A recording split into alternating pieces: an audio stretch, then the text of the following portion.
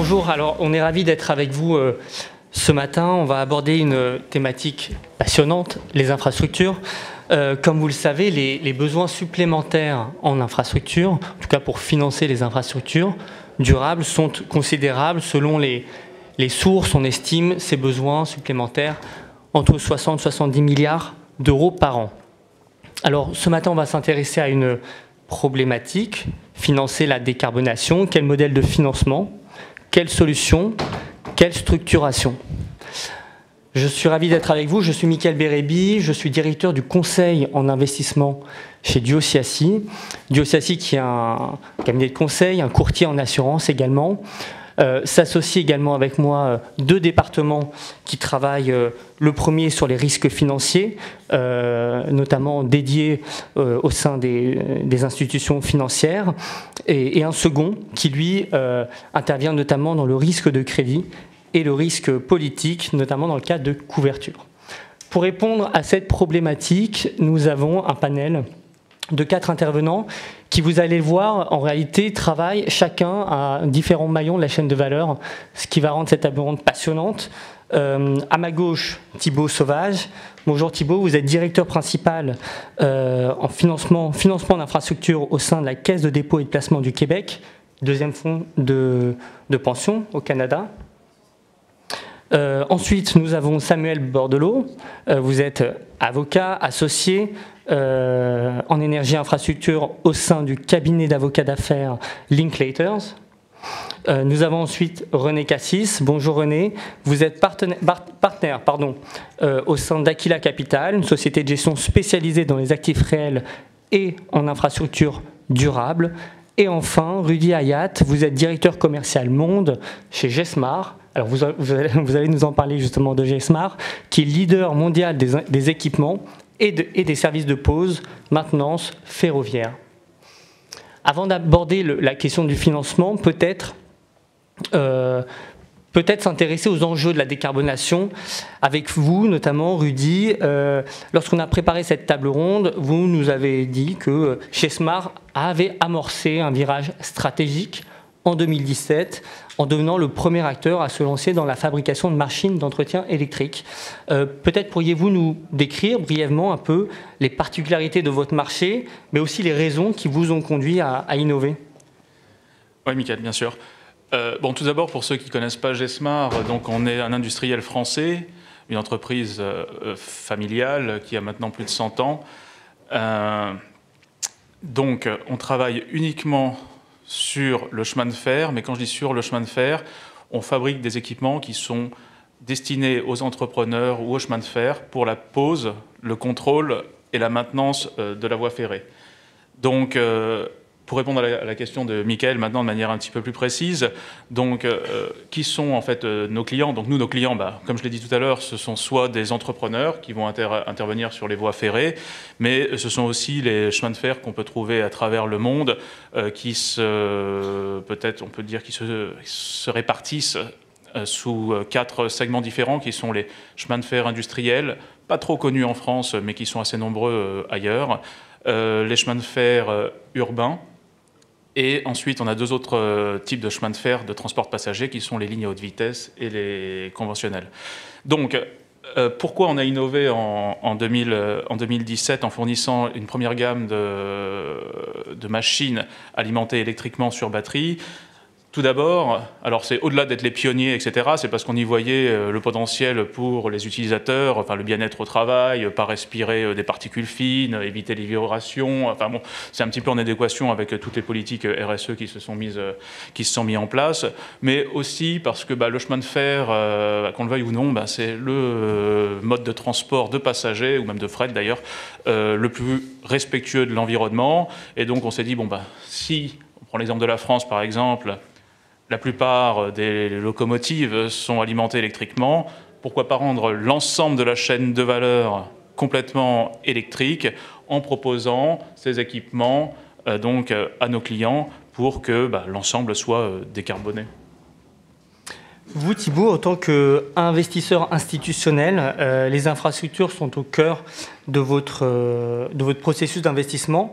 La Caisse, dites-vous, est sensible aux enjeux environnementaux. concrètement, comment ça se passe? Comment vous orientez justement les thématiques de gestion entre les infrastructures peut-être plus traditionnelles, celles liées à la transition énergétique? Comment ça fonctionne? Alors, c'est vrai qu'à la Caisse, l'investissement durable est au cœur de notre stratégie d'investissement. Donc, à la Caisse, on gère les retraites de 6 millions de Québécois. Notre objectif principal est d'assurer un rendement stable, un bon rendement et stable sur le long terme. Et on est convaincu que pour ce faire, c'est important d'avoir une bonne stratégie d'investissement durable. Donc en 2017, on a implémenté des cibles climatiques dans nos stratégies qui ont été rehaussées ensuite en 2021. Donc pour chaque investissement, on va analyser tous les angles ESG au moment de l'investissement. On va aussi, mais en particulier, on va regarder l'intensité carbone de l'investissement. Donc c'est le premier facteur ESG que l'on va analyser. Et après, donc il faut qu'il y ait une intensité carbone relativement faible pour qu'on puisse réaliser l'investissement. Aujourd'hui, 80% de notre portefeuille total pour la Caisse est déjà à une faible intensité carbone. Et au-delà de ça, on a deux autres enveloppes. Une enveloppe qui s'appelle l'enveloppe verte, ou qui va vraiment financer les infrastructures vertueuses en termes de transition énergétique, donc typiquement le renouvelable. Et on a une autre enveloppe qui s'appelle l'enveloppe de transition énergétique, qui, elle, va nous permettre d'investir dans des actifs avec une intensité carbone élevée au premier jour, mais avec un plan de transition défini, clair. Et le principe derrière ça, c'est qu'il ne suffit pas d'investir dans le renouvelable pour effectuer la transition. Il faut aussi aider les infrastructures un peu moins propres aujourd'hui à se faire. Donc, pour donner des exemples concrets, typiquement un producteur d'électricité indépendant qui aujourd'hui a encore des centrales fonctionnant aux énergies fossiles, au charbon par exemple, va avoir du mal à se financer sur les marchés. Mais néanmoins, il est nécessaire de financer ces activités pour pouvoir convertir ces centrales, les démanteler. Je peux donner un exemple. Par exemple, on a investi en 2022 dans Albioma, dans le financement d'Albioma, qui est un IPP français, typiquement qui a encore des centrales à charbon, mais en phase de transition, qui les convertissent en biomasse. On a regardé des sujets des flottes de bus qui sont en train d'être convertis en bus électriques, ou des ferries aussi, de la même façon, des ferries qui fonctionnent au diesel et qui sont convertis à l'électrique. Donc il y a au sein des infrastructures, il y a de nombreux actifs qui ont besoin d'effectuer cette transition. Et ce que l'on a remarqué, c'est qu'ils n'ont pas forcément accès aux sources de capital. Donc on voit une opportunité ici pour nous de contribuer à la transition énergétique, mais aussi d'élargir notre univers d'investissement et de pouvoir fournir de réaliser des investissements avec un peu moins de compétition, puisque moins d'acteurs peuvent financer cette transition. Donc la volonté quand même d'allier les deux approches. Derrière la conviction, est-ce qu'il y a aussi une notion de diversification du risque, ou c'est d'abord une conviction, on veut accompagner la transition et financer les nouveaux projets? Je ne pense pas que ce soit... Non, ce n'est pas uniquement pour diversifier le risque. On fait à la Caisse des milliers d'investissements, on a un portefeuille très diversifié déjà. On n'a pas besoin d'aller forcément financer ces actifs en transition pour diversifier notre risque. C'est plus une conviction pour aider à contribuer à la transition et aussi pour trouver des bonnes opportunités d'investissement. Merci beaucoup. Alors maintenant, si on se place du côté de l'évolution du marché des infrastructures, avec vous René, Aquila Capital intervient depuis plus d'une vingtaine d'années dans l'infrastructure, que ce soit en action ou en dette. Mais il semblerait que la décarbonation a un peu chamboulé, bouleversé le paradigme traditionnel du secteur des infrastructures. Qu'est-ce que vous entendez par là? Merci Michael, bonjour à tous. Alors effectivement, chez Aquila Capital, on a le privilège d'avoir un historique assez long, vous l'avez rappelé, Marcus l'a rappelé ce matin à la première table ronde. On intervient dans le financement, dans l'investissement dans les infrastructures depuis une vingtaine d'années. On a également la chance d'avoir un horizon géographique assez large, parce qu'on intervient un peu partout en Europe, mais également en Asie Pacifique. On a aussi la chance d'intervenir sur un spectre sectoriel assez large, hein, donc ça va de l'énergie renouvelable jusqu'au data center. On a annoncé la semaine dernière une grosse initiative dans le développement des data centers en jouant sur les synergies avec les énergies renouvelables. Et puis, vous l'avez rappelé, on a deux angles d'attaque, si je puis dire, parce qu'on intervient à la fois en tant qu'investisseur en equity et un investisseur en dette. Alors, pourquoi? Alors moi, effectivement, j'aime bien parler de changement de paradigme, parce que ce qu'on observe, ce que j'observe, c'est qu'avec le sujet décarbonation, il ne s'agit pas d'un changement un peu incrémental que nous sommes en train de vivre dans le monde de l'infrastructure, à l'instar de ce qu'on a connu avec le digital. Il y a on va dire 10-15 ans, les infrastructures digitales, les réseaux à haut débit, les data centers, les autres tours télécoms sont venus se rajouter en tant que nouveaux secteurs, nouveaux membres de la famille infrastructure.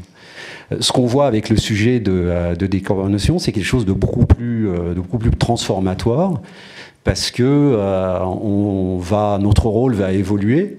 On va évidemment continuer à investir dans des infrastructures utiles pour l'économie et essayer de les rendre aussi décarbonées que possible. Mais on va également intervenir, nous tous, dans nos rôles respectifs, dans le développement d'infrastructures qui vont permettre à l'économie de se décarboner. Donc on voit bien notre sujet devient un enjeu beaucoup plus central, devient un des enjeux majeurs du financement de l'économie. Ensuite, quand on regarde en termes de secteur, on voit bien que ça nous emmène sur des secteurs, sur des business models, sur des business qui vont au-delà de ceux qu'on a abordés jusqu'à présent. Donc on est dans la transition énergétique, mais on va aller au-delà du renouvelable, au sens de unité de production d'énergie renouvelable. On voit tous les sujets d'électrification, l'électrification des transports, l'EV charging, on en a parlé. On a des sujets d'efficacité énergétique qui touchent à des sujets bâtimentaires, l'hydrogène, etc., tout ce qui est lié à l'économie circulaire, la transformation des déchets en fuel ou en énergie. Et là où il y a un véritable changement de paradigme dans la manière dont on aborde ces objets-là, ces financements-là, c'est qu'on n'a plus, comme on l'a connu traditionnellement dans le monde de l'infrastructure, on n'a pas forcément face à soi un actif à financer, qu'on va encapsuler dans une SPV et essayer de créer tout un environnement juridico-contractuel de manière à protéger cet actif de tout ce qui peut lui arriver autour. Et je me tourne vers les avocats avec nous et toute la créativité qu'il peut y avoir autour de ça. On ne va pas non plus, et là je pousse un peu le trait, essayer de faire en sorte d'avoir des revenus qui ressemblent le plus possible à une rente, donc des revenus sur lesquels on a une visibilité à très long terme, qui sont contractualisés, qui sont régulés. On voit bien, et moi j'aime bien le terme de business, on a face à nous des business. Alors il y a le débat qui a été esquissé ce matin, est-ce que c'est encore de l'infra, est-ce que c'est pas du venture capital? Là je regarde juste des business qui ont déjà derrière eux, j'allais dire quelques heures de vol, on va dire quelques années de vol, donc qui ont déjà un peu installé leur business model, qui ont déjà des flux de revenus, qui ont déjà des contrats, mais qui ont encore quelques années, qui ont encore un chemin à faire avant d'être totalement dérisqués et à être considérés dans le monde, j'allais dire, traditionnel de l'infrastructure comme étant suffisamment dérisqués. Et on voit bien que pour les acteurs du financement, que ce soit l'equity et la dette, on a besoin d'un mindset un peu différent. Ça veut dire, lorsqu'on est côté equity, on a un mindset, alors attention, je vais dire un gros mot, qui peut parfois s'approcher du private equity, dans la manière dont on regarde ces business-là. Et puis lorsqu'on est un investisseur en dette, lorsqu'on prête, lorsqu'on est également une banque qui prête à ces business-là, on va avoir des techniques qui vont être plus proches du d'un financement corporate très convenanté, très sécurisé, que du financement de projet. Je rajoute juste rapidement deux petits points qui marquent un peu ce changement de paradigme.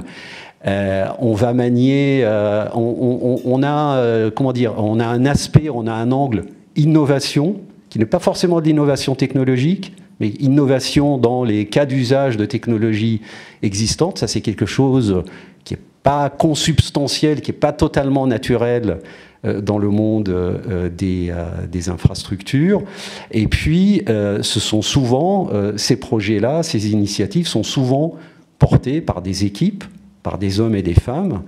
Donc, le succès de ces projets-là va davantage être conditionné par la qualité de la vision, de la capacité de ces équipes-là à mener à bien ces projets-là. Donc là aussi, je trouve que c'est une évolution intéressante. Traditionnellement, lorsqu'on finançait des infrastructures, c'était relativement désincarné, des actifs, des cash flows, des contrats. Là, il y a un caractère humain qui est beaucoup plus central et beaucoup plus déterminant. À vous écouter, concernant les nouveaux risques, finalement, si je devais résumer, nouveaux risques, pas forcément, plutôt un glissement de la classe d'actifs vers une autre qui se rapproche finalement à celle du private equity, c'est ça? Oui. Alors, j'aime pas trop le terme glissement, c'est un côté un peu honteux, c'est comme si on relâchait un peu la garde. Ce sont souvent des couples risque-rendement différents. Voilà, il y a des risques qu'on va s'évertuer à maîtriser, mais qui sont forcément plus importants que sur des actifs de type Core Plus, mais avec des espérances de rendement qui sont également plus importants. Et il faut toujours avoir à souci que le rendement espéré soit cohérent par rapport au risque embarqué. Et puis on va souvent avoir aussi un horizon d'investissement qui va être forcément plus court que ce qu'on peut connaître sur certaines infrastructures core. On va être sur 15 ans, 20 ans, 25 ans, etc. Là, on va avoir un horizon qui va difficilement dépasser les 10 ans. Et si on évoque maintenant la dynamique du marché, Aquila Capital est présent partout dans le monde, quelle vision sur la dynamique du marché français ou européen par rapport aux autres régions du monde ? Le marché français, nous on regarde vraiment les choses, j'allais dire au minimum à l'échelon européen, sachant que le marché français a toujours fait partie des premiers de la classe sur l'évolution de la classe d'actifs. C'est un marché sur lequel on va retrouver l'ensemble de l'écosystème avec lequel on a besoin de travailler pour faire avancer ces projets-là, avec un vivier d'investisseurs institutionnels qui sont déjà très avancés dans leur courbe d'apprentissage et qui ont de l'appétit pour ces actifs-là. Et puis, alors, j'ai pas besoin de le répéter ici, à un événement Paris Europlace, il y a tout l'écosystème en termes d'intervenants autour de ces financements. Donc, ce qui est important à dire en termes de dynamique, c'est qu'on voit bien que c'est ce sujet-là, aujourd'hui, avec le sujet du digital, et en particulier des data centers, ce sont véritablement là les deux moteurs de croissance. C'est là où les besoins sont les plus forts. On parlait de risque, on parle de rendement, mais on arrive aussi à avoir des niveaux de rendement qui reflètent un peu le déséquilibre entre les besoins d'investissement et les capitaux qui sont aujourd'hui disponibles et mobilisables sur ce type d'objet. Alors Samuel Bordelot, en tant qu'avocat, vous accompagnez les entreprises, les industriels des secteurs de l'énergie et des infras. Les projets dans lesquels vous intervenez concernent de plus en plus la décarbonation. Alors il y a deux points sur lesquels j'aimerais que vous nous décriviez un peu la situation. D'abord, peut-être votre sentiment sur l'évolution du marché des infrastructures. Et deuxième élément, avec votre regard vraiment large finalement des différents projets, quels écueils peuvent rencontrer vos clients, les entreprises, les industriels que vous accompagnez ? Déjà, j'avais préparé un long papier sur justement l'évolution du marché, tout ça, mais René vient de tout dire. Donc, je souscris tout ce qu'il dit, voilà, c'est le premier élément. Le deuxième élément, c'est que je pense que la santé du marché des infras en France et même à l'international est extrêmement positive aujourd'hui. Je pense qu'on a réalisé des grandes choses dans le passé. On a fait le tunnel sous la Manche, on a fait l'Eurostar, ça remonte un peu, mais c'est quand même assez exceptionnel. Et quand on se tourne vers l'avenir, on voit aussi des beaux projets qui nous attendent, notamment dans ce qui est de la décarbonisation et le nouveau nucléaire, qui est une classe d'infrastructure à part. Donc je pense qu'il y a des belles choses qui nous attendent. Par rapport à l'évolution de la typologie des projets qu'on peut voir, René en a parlé, mais je pense qu'avant, on se concentrait beaucoup sur les single assets. Et là, maintenant, on regarde différents types de risques, différents types de projets. Je pense qu'il y a un exemple qui est assez parlant là-dessus, c'est notamment la mobilité. Avant, sur la mobilité, on finançait une autoroute, on finançait un chemin de fer, on finançait un aéroport. Aujourd'hui, on va financer des entreprises qui déploient des bornes de recharge. Donc, c'est un risque corporate. Enfin, c'est pas un risque corporate, mais c'est un risque qui est un peu corporate. On va financer aussi des gigafactories de batteries pour les véhicules électriques, qui vont aller se recharger sur les bornes de recharge. Et on va aussi financer des projets qui vont se concentrer sur le verdissement des transports. Et tout ça, c'est-à-dire par exemple le Sustainable Aviation Fuel, les autres e-fuels et les RER métropolitains par exemple. Et tout ça, en fait, ça va être des projets qui avant n'étaient pas financés en financement de projet, mais qui le seront demain, qui le sont déjà et qui continueront à l'être. Et je pense que ça illustre bien la transition, le changement de paradigme qu'on est en train de vivre. J'avais d'autres exemples, mais je vois l'heure qui file, donc on peut peut-être avancer. Je pense qu'en termes ensuite d'écueils qui peuvent être vus sur le financement de ces projets-là, un des premiers écueils ou un des plus difficiles à appréhender, c'est la fluidité de l'écosystème. C'est-à-dire qu'on vit dans un monde qui avance à une vitesse extrême, où les entreprises ont à peine le temps d'annoncer, enfin de mobiliser leurs ressources pour faire face à des besoins à venir, que finalement, il y a un changement de situation qui fait qu'ils sont obligés de repenser à ce qu'ils voulaient faire. Je m'arrête sur deux exemples. Le premier, c'est le prix de l'énergie. En 2022, tout le monde s'est tourné de façon très massive vers les corporate PPA pour sécuriser un achat de long terme d'électricité à prix fixe, pour faire face à la crise de l'énergie. C'est une réponse un peu épidermique, je pense, à une augmentation très, très marquée des prix de l'énergie sur une courte période. Et là, maintenant, 2 ans plus tard, finalement, les prix se sont renormalisés. Et aujourd'hui, c'est vrai qu'il y a beaucoup moins, ça se reste beaucoup moins au portillon pour faire ce genre de choses-là. Donc, une entreprise qui s'était mobilisée il y a 2 ans pour investir largement dans ce type de fourniture d'énergie, aujourd'hui, se dit, OK, j'ai un hedge sur les 15-20 prochaines années, mais est-ce que j'aurais pas dû attendre 2 ans? Et du coup, ça amène une certaine incertitude ou une certaine fluidité qui est, je pense, assez difficile à naviguer pour les entreprises. L'autre exemple que je peux donner, c'est la transition des véhicules à essence aux voitures électriques. On sait tous qu'à 2035, il n'y aura plus de nouveaux véhicules thermiques qui seront vendus en Europe. On sait tous, on verra, mais pour l'instant, c'est ce qui est annoncé. Donc, en réponse à ça, la plupart des constructeurs de voitures se sont mis à investir de façon massive dans la production de véhicules électriques, y compris sur la chaîne de valeur des batteries. Et là, finalement, assez rapidement, et on l'a vu dans l'actualité récente, il y a eu un coup de frein assez marqué, en fait, qui a été apporté par plusieurs entreprises leaders dans le secteur, parce que la demande, finalement, n'était pas au rendez-vous. Donc, comment on fait pour répondre à ça? Moi, je pense que c'est un défi à relever. Et puis, à quelque part, c'est un peu le rôle des pouvoirs publics aussi, je pense, d'apporter, et on parlera des subventions plus tard, mais je pense que là, ce qui est important par rapport à la fluidité de l'écosystème, c'est surtout de tenir la barre, c'est d'apporter un cadre régulatoire qui est stable, qui est prévisible et qui apporte la stabilité et la confiance nécessaires aux entreprises pour allouer les ressources sur le long terme. Et ça amène un peu à l'autre écueil que je voulais mentionner, c'est celui de la complexité réglementaire. Les entreprises aujourd'hui naviguent dans un écosystème réglementaire qui est d'une complexité stratosphérique. Heureusement, ils peuvent faire appel à de bons avocats pour les aider là-dedans. Mais bon, enfin, ça c'est un autre sujet. Mais bref, de toute façon, mon point là-dessus, c'est pas de dire qu'il faut déréguler. Pas du tout. Je pense que la régulation a ceci de bon. De toute façon, on vient de le dire, il y a besoin d'une régulation pour amener une stabilité de l'écosystème. Il faut réguler à bonne dose, il faut créer une stabilité, il faut créer un level playing field pour tout le monde, et c'est ça que la régulation doit nous amener. Parce que, et je trouve qu'il y a une tendance qui est assez positive là-dessus, notamment quand on lit le rapport de prospective qui a été publié par la CRE en fin septembre sur le financement des projets de captation de stockage de CO2 sur le long terme. Leur conclusion, c'est d'appeler les pouvoirs publics à instaurer un cadre de régulation souple et flexible des chaînes, et je cite, à instaurer un cadre de régulation souple et flexible des chaînes de CCUS et de renforcer les moyens au soutien de la filière en vue de créer les conditions d'une accélération de leur déploiement. Donc je pense que c'est exactement ça, en fait, dont on a besoin. C'est un objectif qui est parfaitement louable. Et puis maintenant, on verra comment il se traduira en pratique. Alors on va rester sur ces freins, on va s'éloigner des écosystèmes ou du cadre réglementaire pour revenir sur l'aspect peut-être plus opérationnel avec vous, Rudy. Donc on l'a dit, vous avez amorcé un virage, vous êtes pionnier dans la fabrication de machines électriques.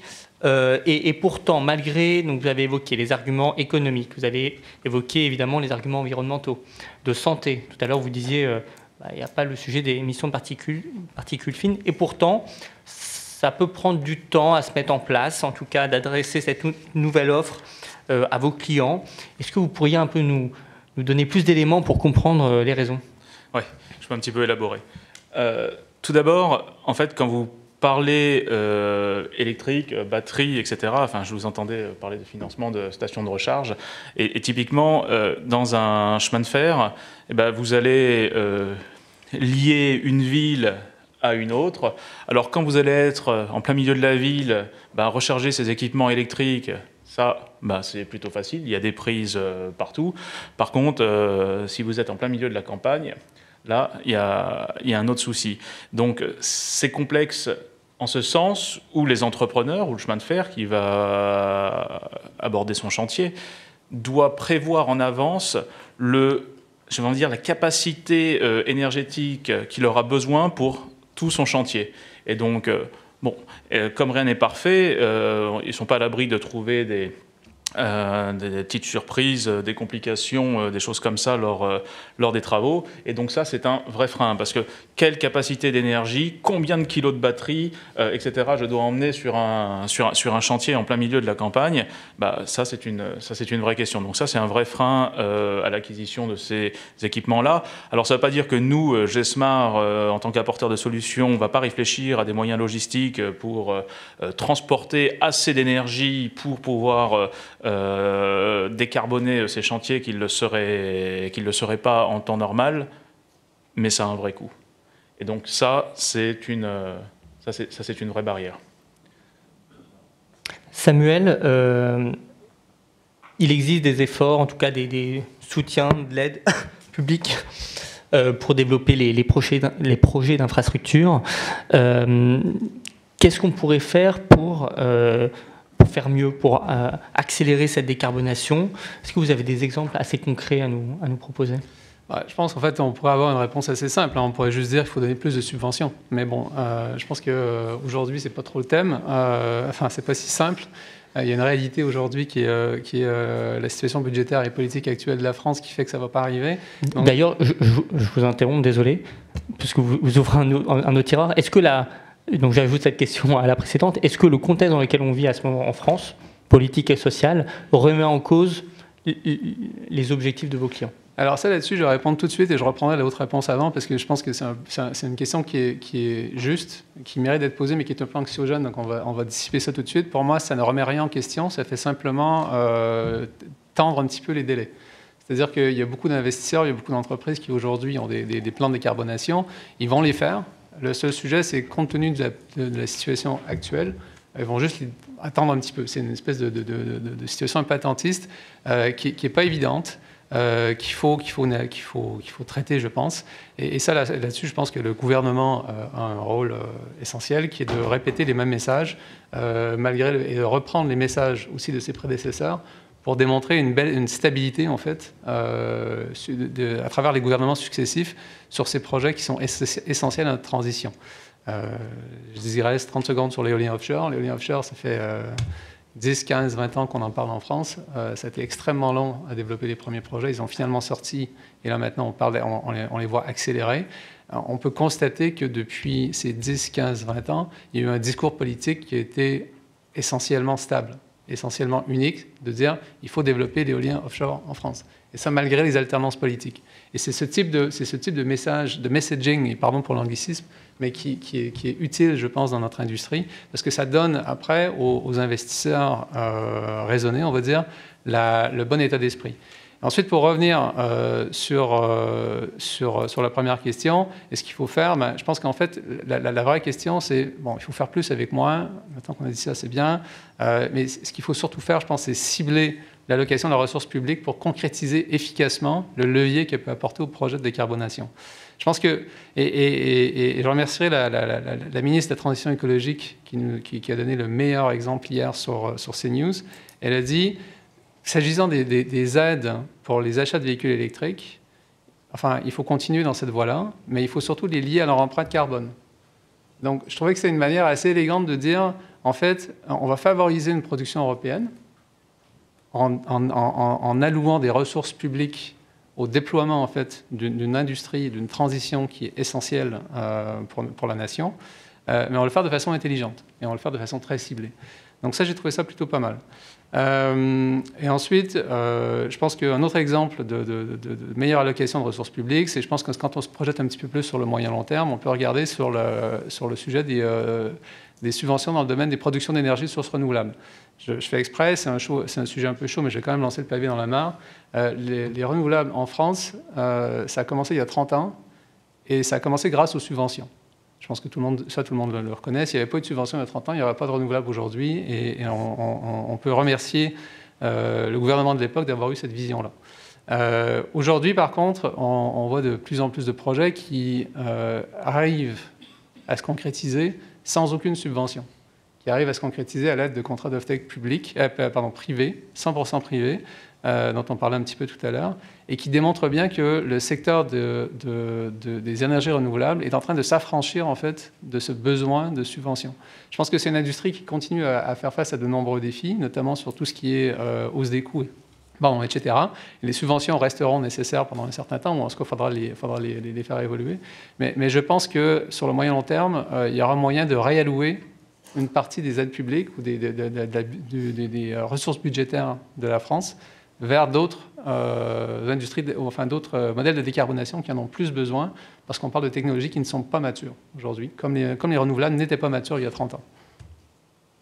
Merci Samuel. Alors si on se dirige maintenant côté investisseur, avec René puis avec Thibaut, tout à l'heure on évoquait justement ce couple rendement-risque. Est-ce que du côté de vos clients, on est prêt à accepter finalement une prime de risque peut-être moins élevée que la réalité, sous prétexte qu'il s'agit de transition durable? En fait, on a tendance à le voir un peu différemment, j'allais dire à l'inverse, hein, si vous me permettez, Michael, par rapport au couple risque-rendement auquel on est tous habitués, nos investisseurs sont habitués sur les infrastructures core. Là, on est vraiment, là, il ne s'agit pas de décorner le rendement, on est vraiment dans des couples risque-rendement où il y a plus de rendement. De rendement, il y a plus de risques, et encore une fois avec un enjeu qui est de bien maîtriser ces risques-là et de retrouver un peu les caractéristiques essentielles de ce qui définit une infrastructure. Et ça a un effet finalement assez vertueux quand on regarde un peu l'univers des investisseurs qui peuvent s'intéresser aux infrastructures. En fait, ça ouvre un nouveau champ, une nouvelle poche, hein, c'est pas très élégant de le dire comme ça, mais d'investisseurs qui vont être intéressés par l'investissement en infrastructure. Tous les investisseurs, et je pense en particulier aux grands assureurs, aux grands fonds de pension, n'ont pas toujours été forcément à l'aise, n'ont pas toujours forcément trouvé une place dans la partie de leur stratégie qui est allouée au non-coté à des couples rendement du type, je vais le dire en anglais, low risk, low return. Voilà. En particulier des investisseurs qui sont plutôt de taille intermédiaire ou de taille modeste, où la poche non cotée, ça se bagarre un peu au sein de cette poche-là, avec le private equity. Souvent des acteurs qui vont regarder le rendement absolu, évidemment qu'ils regardent le risque, mais ils vont davantage regarder le rendement absolu et pas forcément le rendement rapporté au capital réglementaire, en particulier pour tous ceux qui sont sous Solva 2. Et donc là, ça nous permet de leur apporter des couples risque-rendement avec lesquels finalement, s'ils vous font confiance, s'ils font confiance dans l'écosystème à créer de la valeur par rapport au risque qui est embarqué, qui vont être plus simples à placer dans leur stratégie d'allocation, en rajoutant aussi le fait que, comme on l'a rappelé tout à l'heure, on est sur des horizons d'investissement qui sont plus courts et parfois plus en cohérence avec le passif de ces investisseurs. Il y a le mythe de l'investisseur pour qui plus c'est long et mieux c'est.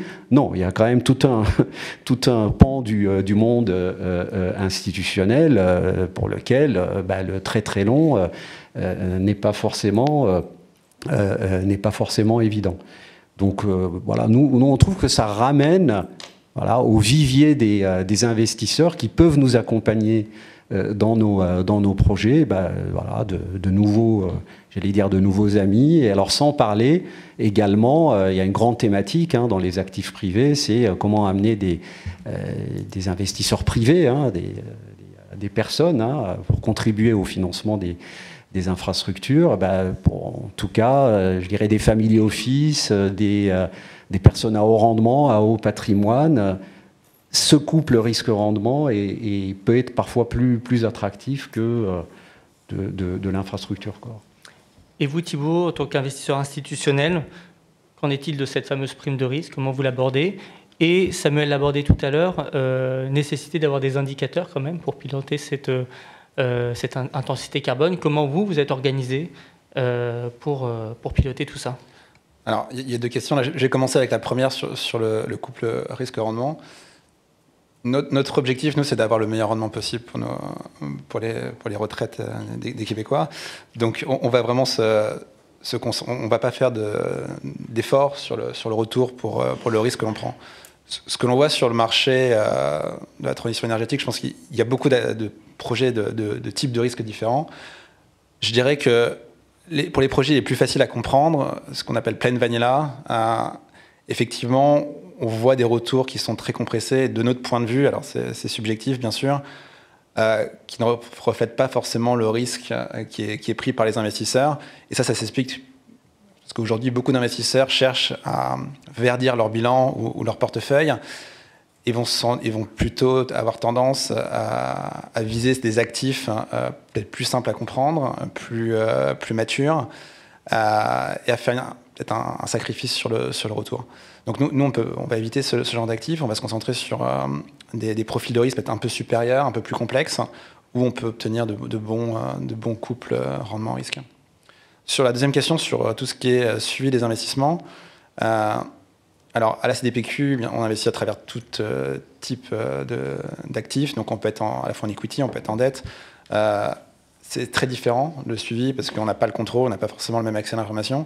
Donc je vais parler pour ce que je connais, qui est la partie dette. Donc en dette, c'est vrai qu'on a ce problème de ne pas avoir le même accès à l'information que les investisseurs en equity. Il y a encore quelques années, c'était très difficile d'obtenir un reporting ESG sur nos investissements.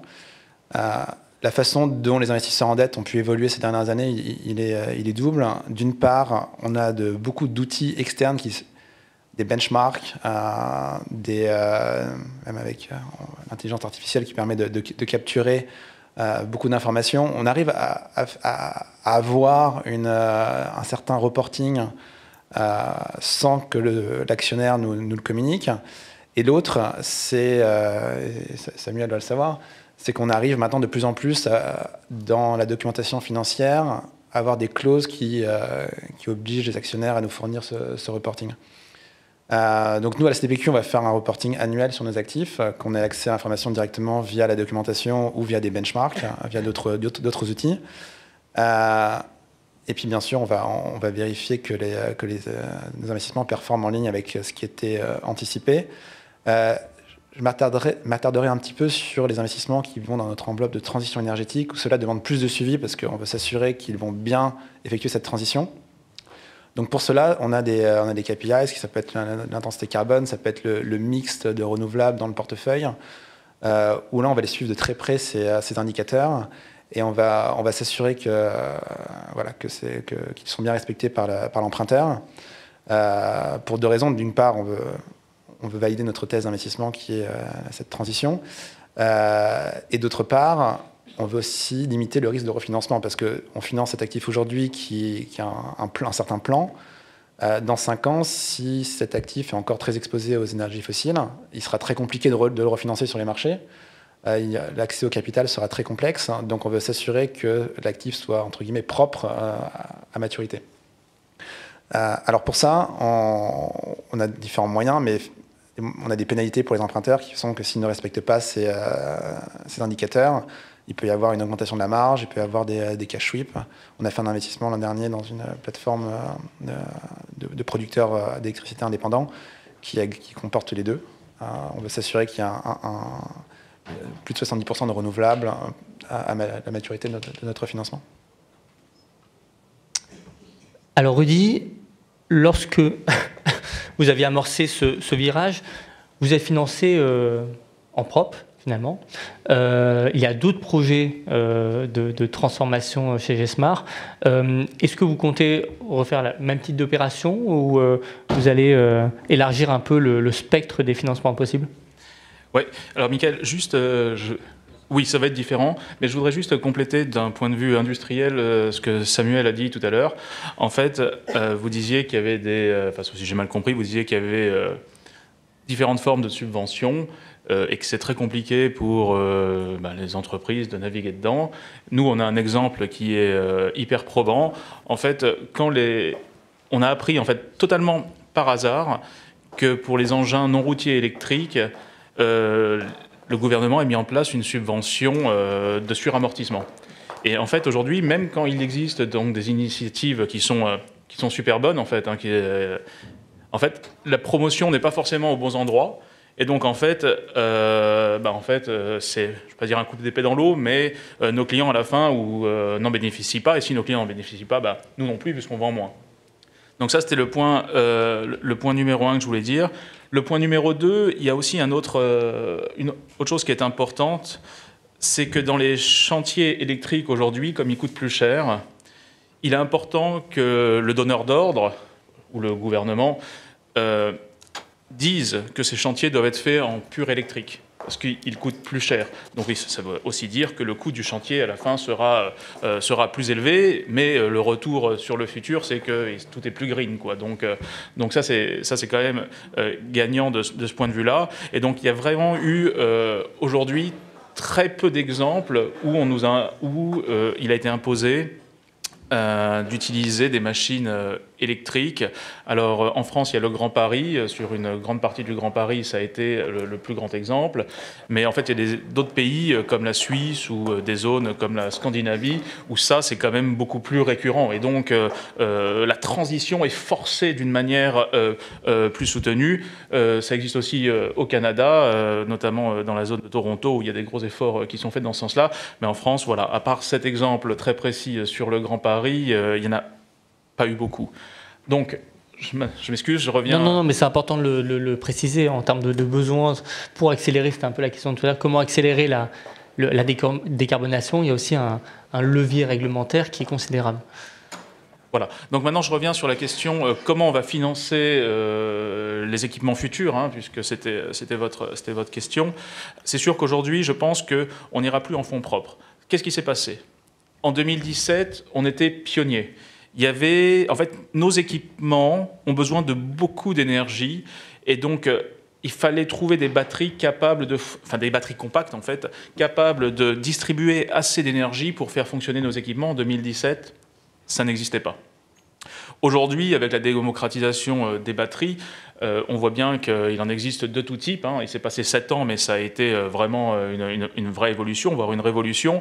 Aujourd'hui, on sait qu'on n'a plus besoin d'innover nous-mêmes sur la batterie. On va aller donc chercher sur les équipements futurs des batteries, alors pas forcément du grand marché, mais en tout cas des batteries faites en plus grande série pour pouvoir proposer des équipements qui vont convenir aux besoins de nos utilisateurs, mais qui vont aussi être plus abordables. Ça, c'est le point numéro 1. Et aujourd'hui, vraiment, ce qu'on cherche à faire sur les équipements de plus grande dimension, c'est de trouver des partenaires qui vont être capables de cofinancer ces innovations qui coûtent cher, tout simplement en apportant des fonds à nos côtés pour développer des produits qui industriellement ont du sens et qui pourront être répétés dans d'autres réseaux, dans d'autres pays, puisque nous, on exporte 90% de notre production à l'étranger. Samuel, d'autres pistes de réflexion sur les modèles de financement, sur ce que vous pouvez voir en tant qu'avocat, par exemple, avec quelques exemples? Nous, on voit beaucoup une transition, en fait. C'est un peu le changement de paradigme. Je fais un peu le lien avec ce qui a été dit tout au début. C'est un peu le changement de paradigme avec une transition. Et on revient sur des thèmes qui ont déjà été abordés. C'est l'application, en fait, à des nouveaux types de projets, des techniques qui existent déjà. Donc, dans des couples risque-retour, j'imagine, qui sont aussi un peu différents. Je pense qu'un exemple, si vous voulez, on voit maintenant dans le marché des financements de projets industriels qui sont financés sur le modèle de financement de projet. On finance aujourd'hui une usine de produits chimiques comme on finançait autrefois un aéroport, ou la construction d'un aéroport, je veux dire, ou la construction d'une autoroute. Où on finance aujourd'hui une usine de batteries pour véhicules électriques ou de panneaux solaires, comme on finançait autrefois une centrale au charbon, par exemple. Un peu de la même façon, en se fondant sur les contrats d'off-take. C'est pas forcément facile. Je pense que ça demande beaucoup de travail, notamment d'éducation de nos amis les prêteurs qui sont actifs sur ce type de financement. Mais on y arrive. Donc il y a ça. On voit aussi je pense qu'il y a plus d'equity dans les nouveaux projets qu'il y en avait peut-être avant. Je vois beaucoup de projets, moi, qui sont financés aujourd'hui presque complètement on balance sheet par les investisseurs, parce qu'il y a des fonds d'investissement qui step in et qui ont suffisamment de capital sans avoir besoin de recours à la dette.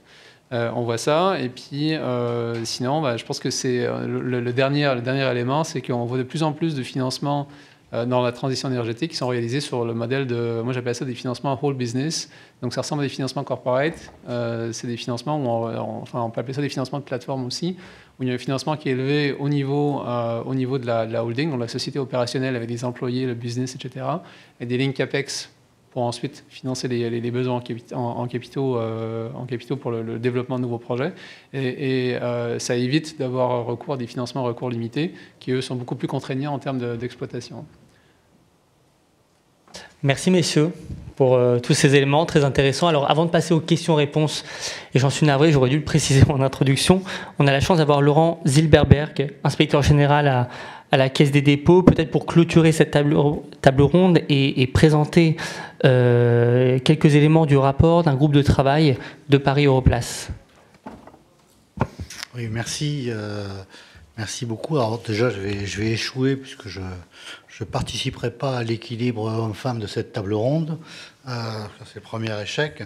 Le deuxième échec que je vais avoir, c'est de vous apporter des chiffres précis sur les montants de financement qui sont nécessaires pour la décarbonation de l'industrie. Depuis ce matin, j'en ai entendu à peu près une dizaine. Ce qui est certain, c'est qu'il y a plus de nombres avant la virgule qu'après, mais on n'a pas vraiment de vision très précise. Ayant dit cela, on a mis en place au sein de Paris Europlace un groupe de travail pour réfléchir sur le financement des infras autour de trois axes. Le premier, c'était les besoins et les contraintes en France et en Europe. Le deuxième, c'est sur le marché mondial et émergent. Et le troisième, sur finalement les enjeux en termes de réglementation financière, prudentielle, etc. J'en rajouterai un quatrième, mais qui traverse tout ça, parce que c'est un peu une des premières conclusions à laquelle on est arrivé, qui d'ailleurs était en filigrane aujourd'hui, c'était qu'aujourd'hui, il n'y a plus d'acteur qui est légitime pour définir les besoins de long terme. Les politiques sont sous une pression très, très quotidienne. Alors ils peuvent soit changer les lois, soit changer de gouvernement, mais en tout cas, ils ne donnent plus cette vision de long terme. Le privé joue le rôle qu'il a, c'est-à-dire il regarde en bas à droite le chiffre, et ce n'est pas nécessairement la vision de long terme. Restent quelques acteurs qui sont des acteurs financiers publics, ce qu'on appelle les banques nationales de développement et institutions financières, qui, elles, ont cette capacité d'avoir des poches profondes et donc une capacité de résilience importante et de pouvoir orienter ou de s'appuyer sur les politiques publiques. Et c'est elles qui jouent un rôle essentiel, ou qui doivent jouer un rôle essentiel dans la décarbonation, non seulement des infrastructures, mais de l'ensemble de l'économie. Et c'est un petit peu autour de cette thématique-là que ce groupe de travail s'est penché. Cette notion de... Alors, quels sont les premiers éléments, parce qu'on a eu quelques réunions pour l'instant de ce groupe. Premier élément, c'est que le public, ça a été dit de manière plus polie que je ne vais le dire, mais les États, ils n'ont plus un rond, quoi. Donc, c'est pas eux qui vont tout mettre. Le privé, je l'ai dit, il regarde là où ça rapporte. Et donc, comment faire effet de levier? Comment faire en sorte que l'argent public soit utilisé de manière utile pour faire un effet de levier, attirer, dérisquer une partie du capital privé, des investissements privés, sans qu'on tombe sur la privatisation des profits et la collectivisation des pertes. Parce que c'est aussi ça l'enjeu, parce que si vous arrivez à ça, vous avez une délégitimation totale du fonctionnement. Trois points pour finir. Premier point, il y a une nécessité de faire travailler ensemble des acteurs venus d'horizons très divers. Des financiers, des industriels, des politiques ou des simili-politiques. Et il faut que ces gens-là se rencontrent. Premier élément. Deuxième élément, il faut avoir des lieux de rencontre. L'InfraWeek, Paris Europlace en sont et ont cette capacité à faire réunir des gens qui viennent d'horizons différents, qui vont pouvoir se parler. Et le troisième élément, on commence à y arriver, mais on n'y est pas encore, c'est s'accorder sur quels sont les buts finaux qu'on va avoir. Parce qu'il y a une chose qui est certaine, c'est que plus on tarde, plus ça va coûter cher. Merci. Merci beaucoup. Alors, je ne sais pas s'il y a des questions autour de la table, des observations, des remarques. Alors moi, j'en ai peut-être une pour vous, Laurent. Est-ce que, en filigrane de ce que vous dites, est-ce que vous mettez en avant l'idée du partenariat public-privé qui est si débattu et qui est généralement mis en avant par certains économistes, finalement, dans le cadre d'investissements de long terme et risqués? Alors, on continue à payer les PPP des années 80 de Margaret Thatcher.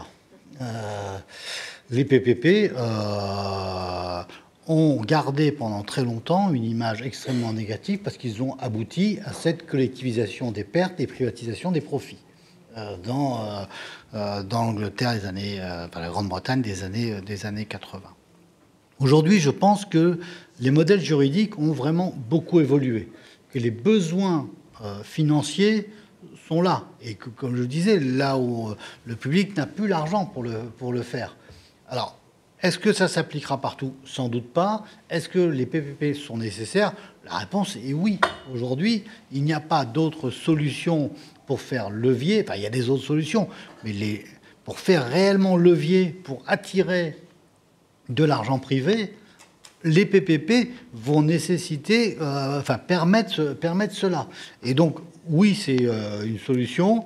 Oui, il faut améliorer leur image de marque. Il faut faire en sorte qu'il y ait plus de garde-fous. Et le rôle des financiers publics, à mon sens, il est très important dans ces PPP. Merci beaucoup. Et je pense qu'on peut clôturer cette table ronde quasiment à l'heure. Merci.